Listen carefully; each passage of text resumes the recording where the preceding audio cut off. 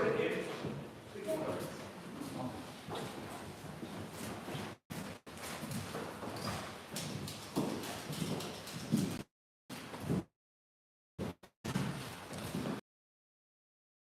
Quicker.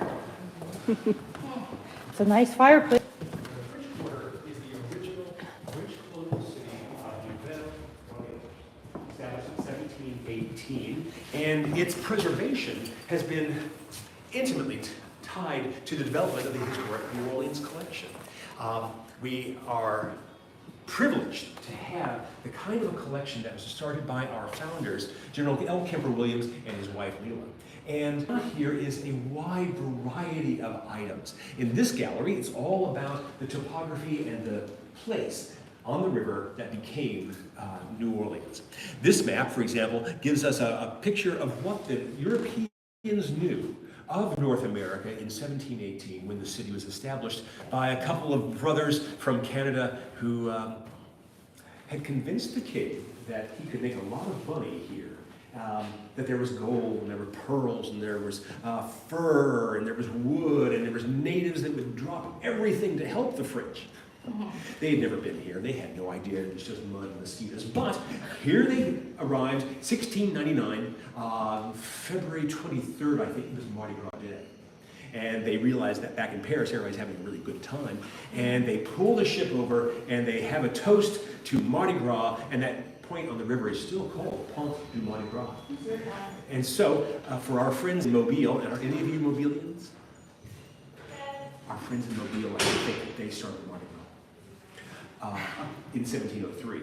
And I don't like to wake sleepwalker, but 1699 comes before sleep. But this shows the various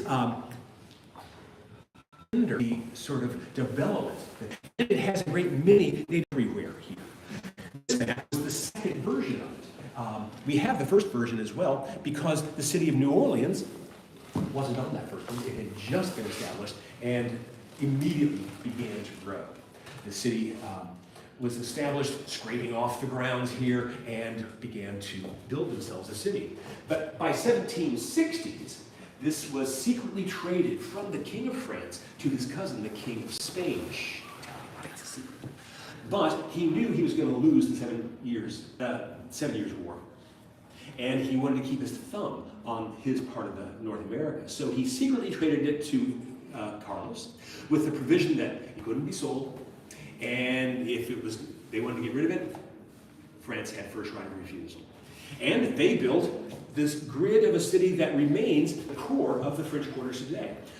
It's a lot smaller and shorter on this image, but it has expanded and both up and left and right.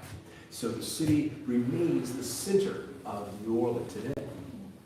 You can see here that by the late 18th century, the city had been more fully filled out with blocks, but also the very first suburb of the city, the Faubourg Saint-Merry, just above Canal Street, and also a canal that connected the city with Bayou St. John, which empties into Lake Pontchartrain. And they knew that from the Native American information that it was going to be an easier route to get down the bayou to the canal and then to the city because it was almost impossible to go upriver, a fast moving, massive body of water moving very rapidly. So they could come down here to a turning basin, which is where Basin Street gets its name today. And the city continued to expand. And you can see along Bayou Road, and on other maps you'll see other little encampments of buildings and homes up at the lakefront.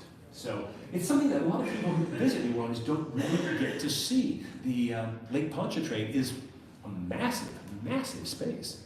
And it almost makes me think of Lake Michigan because the curve and you don't really see the other side of the lake. On the other hand, it's only about 18 feet deep because it's really just a prehistoric puddle of an ancient river.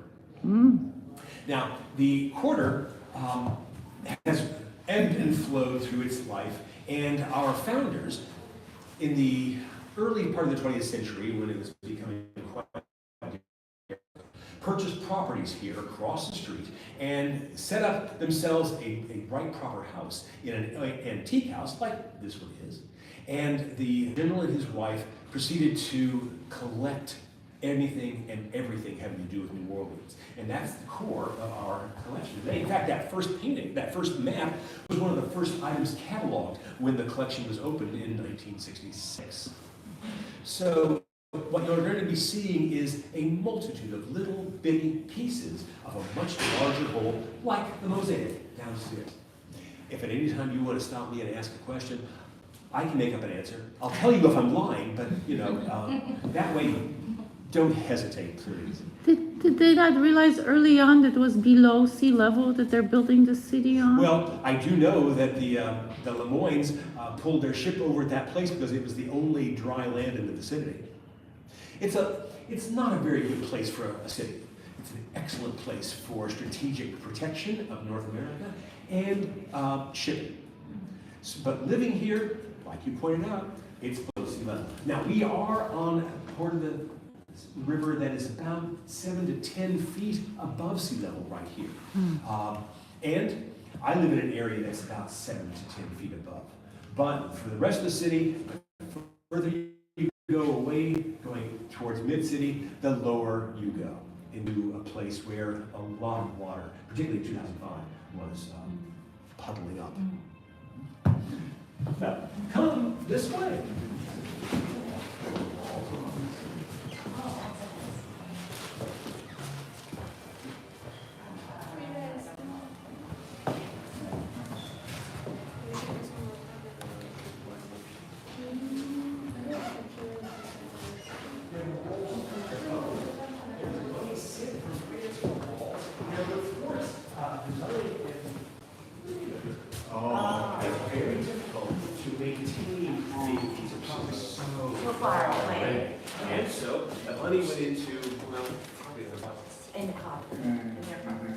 Now, in 1946, when the Williams moved into their properties across the street, the city and the state contracted the urban planner Robert Moses out of New York City.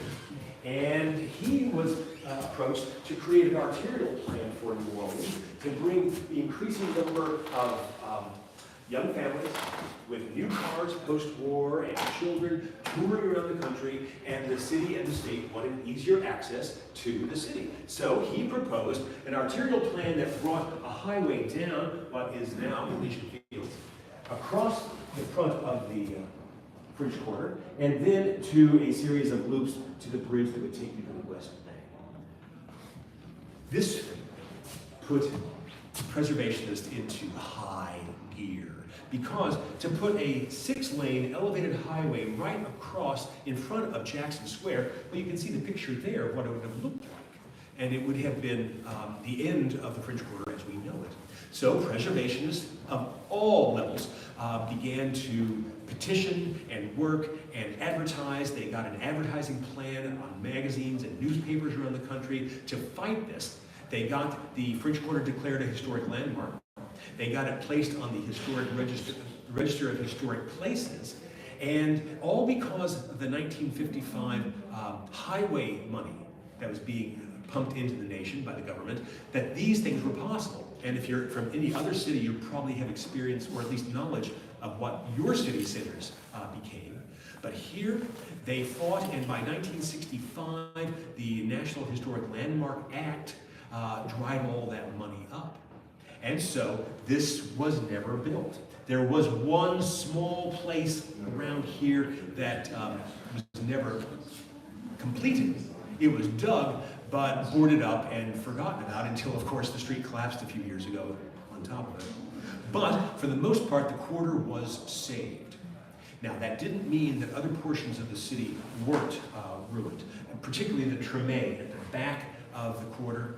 That's where the highway was placed. And that meant a whole neighborhood of families and homes and businesses and lives were completely disrupted and split up the community there. Fortunately, we are working hard to find other ways of getting communities to coalesce. And hopefully that this won't have been a complete disruption of the communities here. That, 150 years ago, the river was the highway of the nation. And the highways today are moving all kinds of people and property. But like I said, 150 years ago, it was the river. And steamships were the semi-trailers of the time. Oh, packing people up and down river. Once they had steam engines, they could go upriver a great deal easier. And so they did, and they were hauling all kinds of folks. There were businessmen using the river to go from spot to spot to sell. And of course, the gamblers that preyed on them. I think you might have seen the musical show, those were the gamblers. But there was cotton being transported. Some of the ships we packed just solid with bales of cotton and corn, sugar, and molasses, and cotton. All of these things being shipped. The route from New Orleans to St. Louis was a very busy thoroughfare. And you can see on this car, it's not very easy to see. I'll tell you that they were operating much like airlines with times of departure, expected times of arrival. And this little card tells us that from New Orleans to Natchez, Mississippi was 16 hours, 15 minutes, and 30 seconds. I don't know if they were that precise, but they were certainly intended that. And there was a great deal of interest in racing.